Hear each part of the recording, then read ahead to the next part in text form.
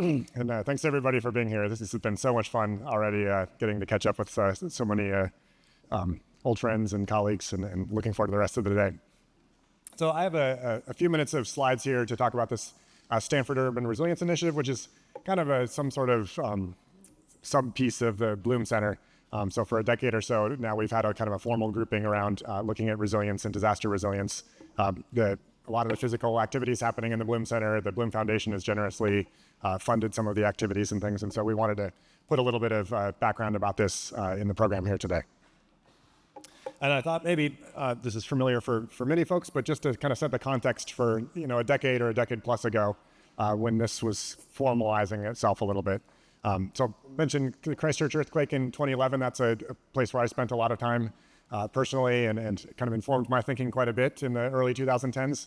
As this was an earthquake moderate size that happened right underneath the central business district of the city. From an earthquake, life safety perspective, largely a success. There was a couple very tragic collapses and some tragic loss of life, but many buildings protected the safety of the occupants. But the downtown central business district looked like this in the years following, with just a tremendous amount of buildings that had been torn down.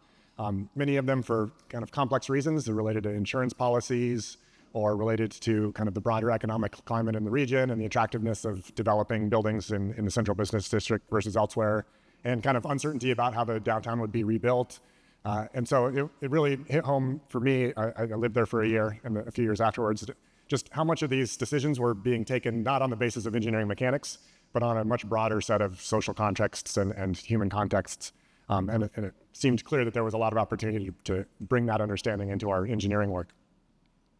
Another place in town just a few miles away that was really striking was this so-called red zone, very close to the coast. So this was an area that it was residential prior to the earthquake, and experienced a tremendous amount of liquefaction and settlement, and so a lot of really extensive damage to the buried infrastructure, a lot of concern that kind of ongoing events would cause further damage. The settlement from the liquefaction also made what was already a flood-prone region, you can see it's very low-lying, made it even much more flood-prone. And so the decision was taken to not rebuild in that area at all, and to kind of not reinstall infrastructure. And about 10,000 people were relocated from the area. Again, kind of really highlighting the interplay between our engineering safety analysis and these broader social conditions. I think it also really brought home what managed retreat is going to look like in a climate change environment, that these are really wrenching decisions, and nobody's excited about outcomes like this. It's really heartbreaking and really challenging for many, many people. And so, that was very much on my mind, and these earthquakes were on other people's minds. A similar period of time that really tremendous human tragedy in Haiti, and the 2010 earthquake was pretty shocking. And then I think Hurricane Katrina, another disaster a few years prior, again hit home how much the importance of social infrastructure is critical, and that when you depopulate a city, how difficult it is to kind of get back on track, particularly for communities and households that don't have the economic resources to kind of take care of these things themselves. And so I think that was kind of the context in the early 2010s when resilience was being talked about a lot. I think another really important milestone was this SPUR report led by Chris Poland and some others that are in the room. Working with San Francisco, I think somewhat in the aftermath of Hurricane Katrina, trying to think about in a future earthquake for San Francisco, what are the goals for the community in terms of various services and infrastructure, and really thoughtful, extensive efforts to try to understand, what does the city want in terms of a post-disaster recovery trajectory, and what do they have today, right? And then identifying the gaps between what's in place today and what our goals are can then inform, taking actions to enhance resilience, either to reduce the initial impacts of these disasters or to facilitate a speedier and less disruptive recovery after those disasters. And so this was all, in the air, and these ideas weren't new, but I think there was a really high level of societal attention to these, as well as kind of a reminder that as much progress as we had made in the earthquake risk world, that there were still really big open questions on these topics. And so the date's a little bit vague, but I think kind of starting 2014 and culminating in about 2016, there was really an impressive group of students and postdocs, David Lallemand, who wasn't here, Maria Markvita, who wasn't here, but a number of other folks who are in the room, and a number of the faculty on campus, kind of started thinking about, well, what should we be doing in the Bloom Center or more broadly at Stanford, thinking about these disaster resilience problems. And the students and postdocs really wisely did a pretty careful survey of the faculty and the students and a number of outside stakeholders as well to say kind of what are the big questions here? What would you want to participate in? Where do you think opportunities are on these topics? And kind of really motivated by that empirical evidence, came back with this proposal to say we should have some sort of an initiative to try to focus our efforts a little more in this direction. And kind of the mission that was identified was to improve the resilience of communities to natural disasters. So this is really kind of addressing these broader impacts that we had been seeing. And importantly, trying to think about the mechanisms to do that. The research education components were important, and those are very inherent to what goes on in the university, but also through outreach and engagement. And there was really a strong desire to not be doing this in kind of a pure academic domain, but to be working with partners in cities and in other organizations working on these problems. And I think that was wise. I also, listening this morning to the kind of founding documents for the Bloom Center and listening to Resh, like you can hear the echoes of the same goals, right? These are not new goals, but I think it really was a moment where we kind of focused our attention towards this problem with these mechanisms. So I want to just talk for a few minutes to give you a sample of the types of research problems as well as education and outreach activities that have been going on in the last decade or so. I'll say we kind of refined the scope of the initiative a little bit more over time. And so I think some, big question of like, what can Stanford do specifically? What can this community do specifically in these problems? And I think a couple pieces that were notable to me was one to expand the metrics. Again, maybe getting back to Haresh's earlier comments about what does risk mean to different people.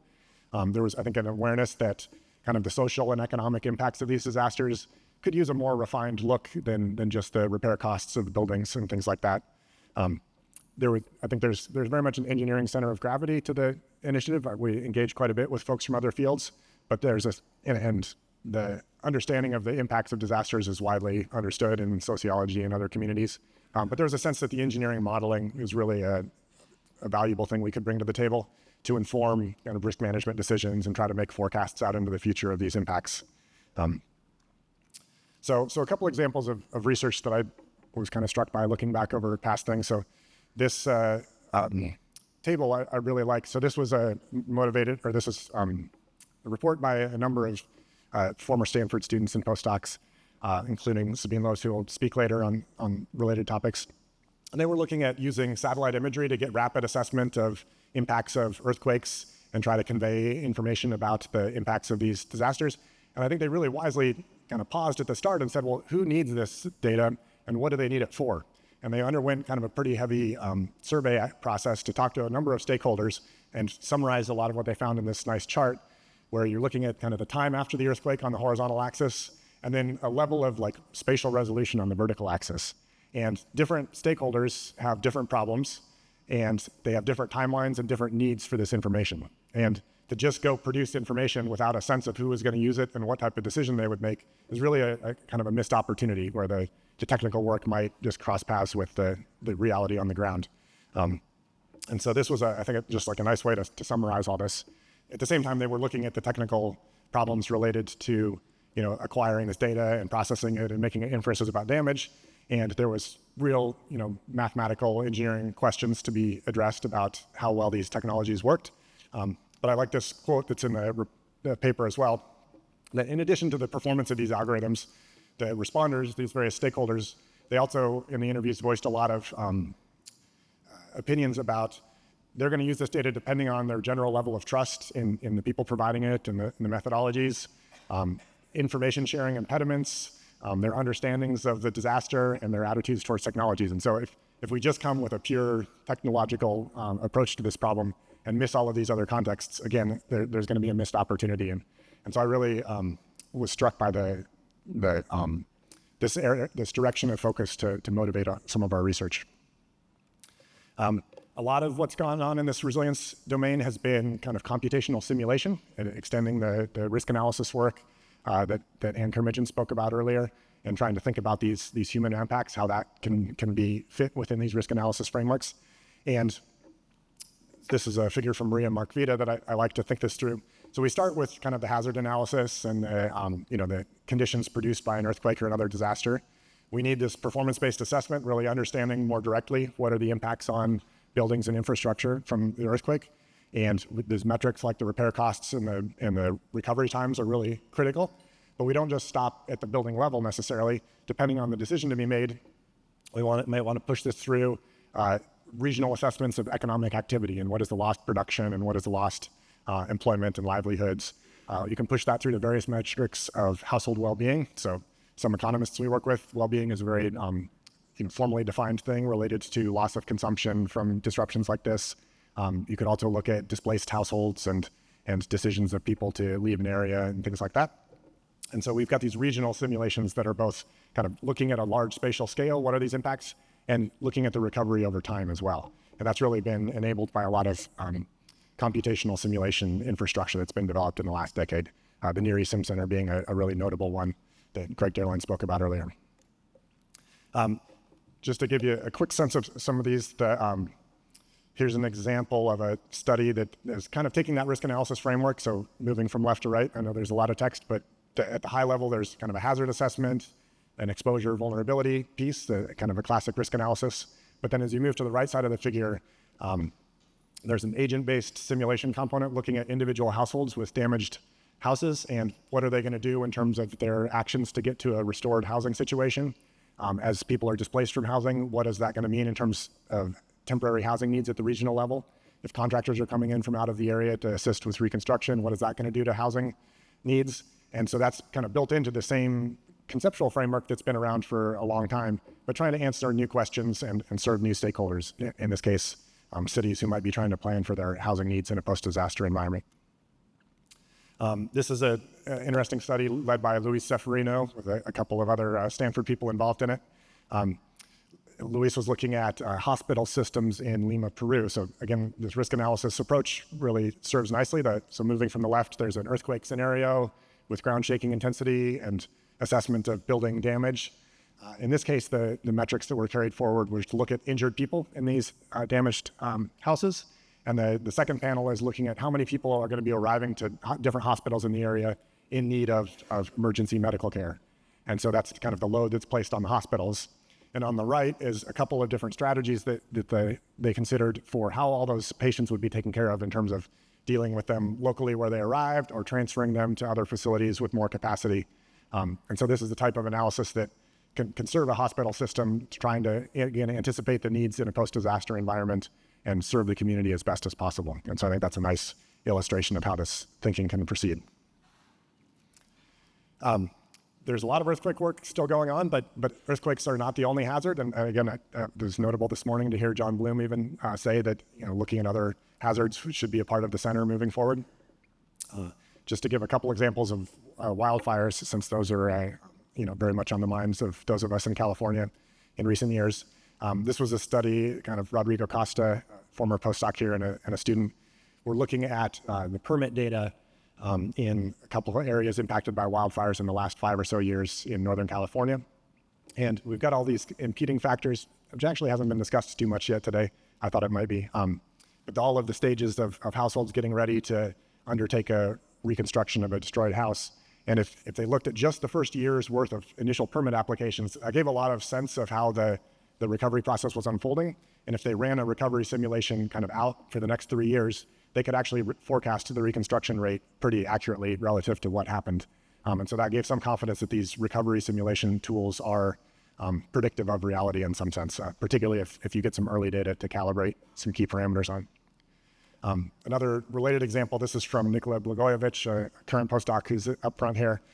He's been spending a bunch of time with the city of Malibu in Southern California with the city council, trying to help them, give them some forecasts of what the reconstruction activity might look like there with regard to the houses that were burned earlier in the year.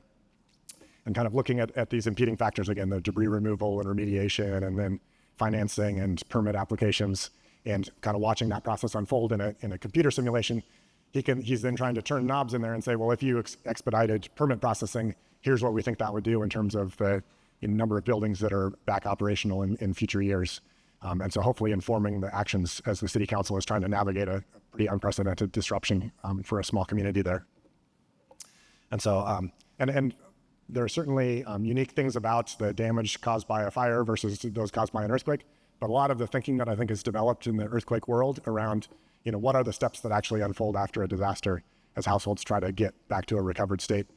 A lot of those concepts can carry over in these other contexts. And I think for us in the earthquake community, we would be wise to take advantage of other types of disasters to understand the situation we'll face when we inevitably do see a very disruptive earthquake in the state again. And then another interesting piece of this all is our computational models are getting kind of more and more ambitious and more large scale, and it naturally raises questions about are these models valid? Are they predicting in reality? And are we deluding ourselves by just running big computer programs? So this was a study by Gemma Kremen, who's here as well, former Surrey member, and she was doing analysis of times to get buildings reoccupied. This is businesses in Christchurch following that 2011 earthquake, and kind of modeling out the times to recovery based on our performance-based assessment tools versus what was actually observed in some survey data of these business owners. And kind of a complicated story. We're certainly not perfectly nailing the problem, but there was some predictive power there. Another piece of this study that was interesting is talking to in the surveys of the business owners that a partner did. The damage to the buildings that house these businesses was a kind of a primary driver of disruption for these businesses, but that was far from the only thing that was disrupting their operations. So loss of utilities was a really big one. There were people that had undamaged buildings, but the extensive damage to buried infrastructure in particular meant that they didn't have water or sewer service to their building, and that meant that they weren't proceeding with their work. There was a very large safety cordon placed in the central business district. Some people with habitable buildings weren't able to access them because of safety restrictions. Supplier disruption was listed as well. And so that just pointed to this kind of larger set of circumstances that we need to think about in the resilience environment beyond just the safety of the buildings themselves. So those are kind of a quick look at some research activities just to give you a flavor of the many different projects going on. There's also a number of educational activities that I think have been really helpful. One was a pretty exciting project-based class on regional risk analysis. So for many years, Ann Kermidgen's been teaching a seismic hazard and risk analysis class. Eduardo Miranda's got a performance-based earthquake engineering class. So I know many of you out here had great education at the graduate level in some of the methods being talked about today. This class tried to extend out to these regional problems, tried to bring in more of these kind of socio-economic disruptions and learn some of the computational tools and concepts there. The students all undertook projects on topics that they identified. A number of them ended up publishing papers and conference papers based on their research studies as well. So that was really exciting. It's not running at present, but I think was a great success in educating a generation of people with these tools. There's also been a disaster resilience seminar series running for a number of years. I just grabbed kind of headshots of a recent year's worth of speakers. Lori Johnson's here somewhere, and she was one of our speakers recently. So we brought in speakers from sometimes from cities, sometimes from agencies that are kind of working to support communities, sometimes from commercial groups that are trying to tackle these problems. And it's been a great way for the students to engage with people working on these challenges from a lot of different perspectives. And I think it's given a nice grounding to some of the deeper academic research that's going on. I think a really impressive thing about a lot of this was that a lot of this has really been student-led. The seminar series are really most of the time organized by students, and they're identifying the speakers and bringing them in based on their own interests and what they'd like to learn more about. The risk analysis class as well was largely developed by students and postdocs at different points. And then the engagement piece was another part of the Surrey mission, and I think that's really been another exciting thing. We're fortunate here at Stanford to have the convening power. Right, bringing you all here today is a great chance for us to kind of engage and hear from each other about what's going on. We've used that power in other ways as well to hold workshops. A number of years ago, there was an artathon that the group held. That was a kind of an interesting approach. A number of topic-focused areas, as well as just chances, again, for the students and researchers here to engage with stakeholders in various ways and build a shared understanding of some of these problems. So, kind of being about a decade in on this, a couple of reflections from my perspective, being involved in it kind of throughout. It's pretty striking if I think back to 20 or 25 years ago when I was a student until today, and kind of how the perception of students has changed.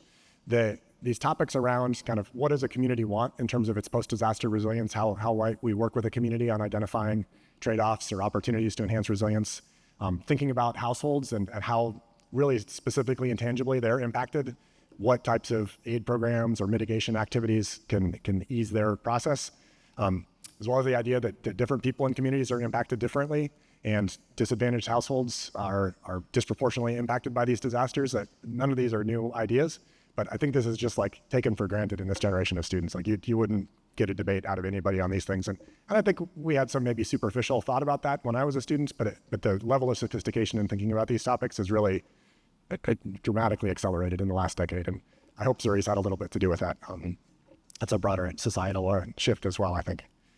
I think these ideas, thinking about community resilience, again, back to the Spur 2009 effort, the Rockefeller Foundation's 100 Resilient Cities Initiative, and then, hopefully little pieces we're contributing as well, I think has really had a nice feedback loop back into the performance-based earthquake engineering world. As we understand more and more what we want at the community level, that can let us think about, what do we want at the building level.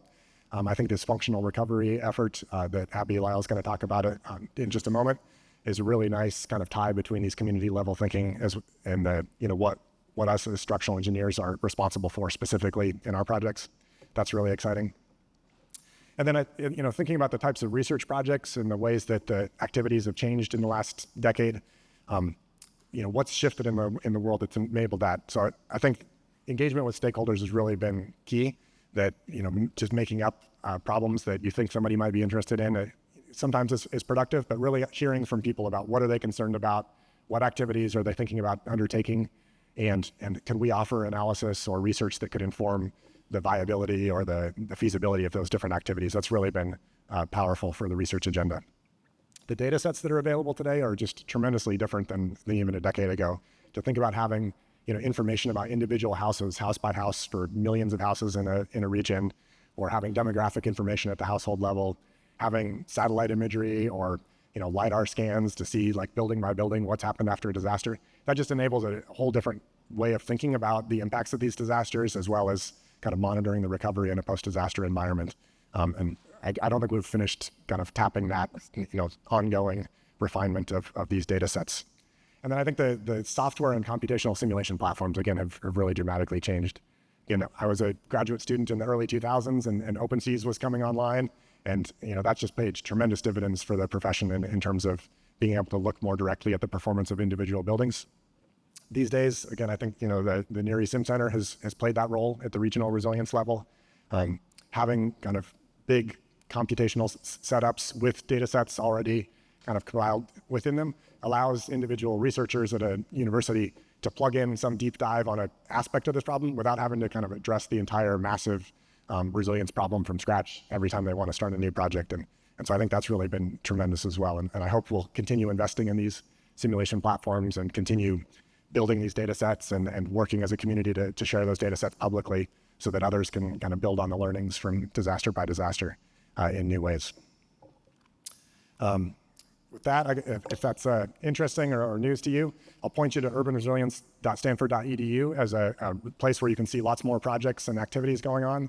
I can't really name the many, many dozens of people who've been involved and the many, many partners and stakeholders. So I've got some photos here off the website, as well as logos for a number of the key partners that have played a role in this. It's really been a personal pleasure to be involved in this at some level for the past decade. And I'm looking forward to where the resilience community moves in the next decade. Thank you.